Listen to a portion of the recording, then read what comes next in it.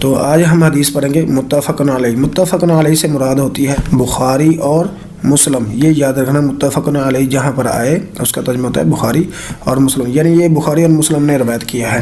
تو جوتا پہننے کے متعلق ایک حدیث ہے، رسول اللہ صلی اللہ علیہ وسلم نے فرمایا تم میں سے کوئی شخص ایک جوتا پہن کر نہ چلے، دونوں پاؤں کو پہنے یا دونوں اتار دے۔ مطلب یہ ہے کہ اللہ کے نبی صلی اللہ علیہ وسلم نے ایک جوتا پہن کر منع کیا ہے۔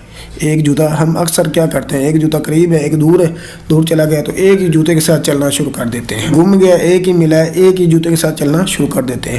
بھائی اللہ کے نبی صلی اللہ علیہ وسلم نے ایک جوتا پہن کر چلنے سے منع کیا ہے، یا وہ بھی اتار دیں یا دوسرا ڈھونڈ لیں۔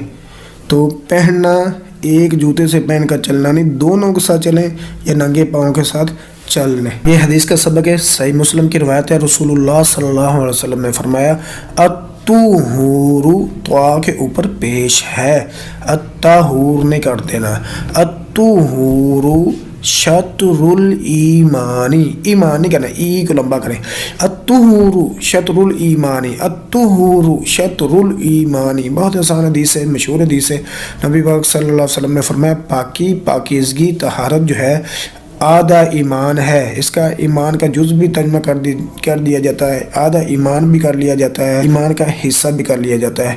بہرحال الطہور شطر الایمان، طہارت ایمان کا حصہ ہے۔ آگے عربی بول چال کے سبق ہے، اس کی طرف اشارہ ہے کہ یہ کیا ہے، یہ یاد رکھنا، یہ ہاذا اور ہاذہ، ذالک ذالک، تلک تانک، انہیں اسم اشارہ کہتے ہیں۔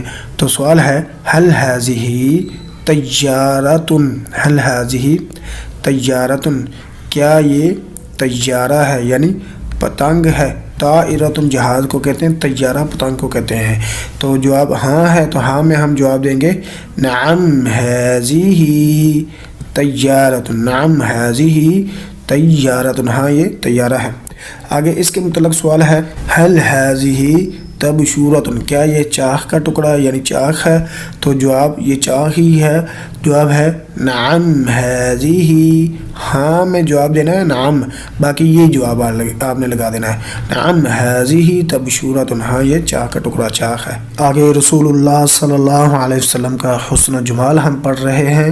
تو سوال تھا کیا نبی صلی اللہ علیہ وسلم بچہ داڑھی جو ہونٹ کے نیچے، نچلے ہونٹ کے نیچے چھوٹی سی داڑھی ہوتی، کیا اللہ کے نبی صلی اللہ علیہ وسلم اسے بھی کٹواتے تھے یا چھوڑ دیتے تھے؟ جواب ہے جی نہیں، نچلے ہونٹ کے نیچے جو بچہ داڑھی ہوتی ہے اس کے بال مکمل اور سفید اور سیاہ رنگ کے ہوتے تھے، اللہ کے نبی صلی اللہ علیہ وسلم اسے بھی نہیں کٹواتے تھے، اسے بھی چھوڑتے تھے کیونکہ وہ بھی داڑھی ہے۔ آگے سوال ہے کہ آپ صلی اللہ علیہ وسلم کی مونچھوں کے بارے میں آپ کیا جانتے تھے؟ نبی صلی اللہ علیہ وسلم کی مونچھیں کیسی تھی؟ جواب ہے آپ صلی اللہ علیہ وسلم کی مونچھیں پست ہوا کرتی تھی اور اطراف سے کاٹ بھی دیا کرتے تھے، سائڈوں سے اللہ کے نبی صلی اللہ علیہ وسلم کاٹتے بھی تھے۔